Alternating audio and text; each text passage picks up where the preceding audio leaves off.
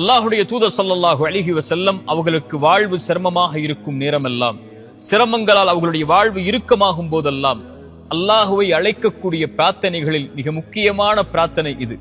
யா ஹய்யு யா கய்யூம், உயிருள்ளவனே நிலையானவனே, பிரஹ்மதிக அஸ்தகீது, உன் அருளை கொண்டு உன்னிடத்திலே உதவி தேடுகிறேன், உன் ரஹ்மத்தை கொண்டு உன்னிடத்திலே பாதுகாப்பை தேடுகிறேன் என்று அல்லாஹுடைய தூதர் ஸல்லல்லாஹு அலைஹி வஸல்லம் சொல்லுவார்கள். ஏன் அல்லாஹுடைய தூதர் தன்னுடைய சிரமமான நேரத்தில் அல்லாஹுவை அழைக்கும் போது அல் ஹை அல் கய்யூம், நீ உயிருள்ளவன் நிலையானவன் என்று அழைக்கிறார்கள் தெரியுமா? குர்ஆனில் அல்லாஹ் ரப்புல் ஆலமீன் அவனுடைய மகத்துவமிக்க வசனங்களாக பதியக்கூடிய வசனத்தில் ஒன்று ஆயத்துல் குர்சி, நாம் அறிந்தது. அந்த ஆயத்துல் குர்சியில் அல்லாஹ் அவனுடைய தன்மையில் மேன்மையான தன்மையை கொண்டுதான் அந்த வசனத்தை துவக்கம் செய்கிறான்.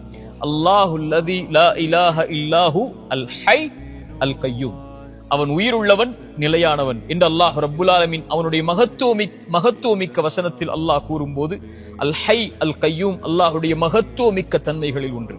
அவன் உயிருள்ளவன், அவன்தான் எல்லாவற்றிற்கும் உயிர் கொடுக்கக்கூடியவன். மரணித்ததற்கு பிறகு மீண்டும் அவன் தான் உயிர் கொடுத்து எழுப்பக்கூடியவன். இறந்துவிட்ட உள்ளங்களுக்கும் சரி, இறந்துவிட்ட வாழ்விற்கும் சரி, உயிர் வேண்டுமென்றால் அல் ஹை அவன் உயிர் கொடுக்க வேண்டும். அல் கய்யூம் நிலையில்லாமல் வாழ்வு தடுமாறும் போது, வாழ்வு அங்கும் இங்கும் ஏறி இறங்கும் போது, சிரமங்களால் வாழ்வு சூழப்படும் போது, இருள்களை கொண்டு வாழ்வு அடைக்கும் போது அல் கய்யூம் அவன் ஒருவன் தான் அதை நிலைப்படுத்த முடியும். அதனால்தான் அல்லாஹுடைய தூதர் சொல்வார்கள், யா ஹய்யு யா கய்யூம், உயிருள்ளவனே நிலையானவனே, பிரஹ்மதிக அஸ்தகீது, உன் அருளை கொண்டு உன்னிடத்திலே உதவி தேடுகிறேன்.